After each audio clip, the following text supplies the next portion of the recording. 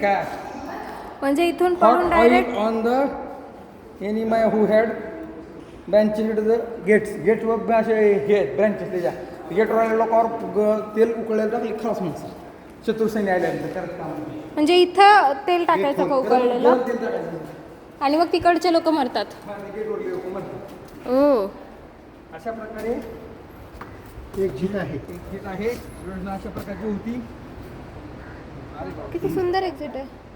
ते सगळं लेडीज आले आणि मागं कोण राहिले गाडी मागायला ती एवढे 43 लोक दिसत आहेत का? आलेच ना लेडीज सगळे आल्यात. अरे वा. चल वेळेत करते लोकांना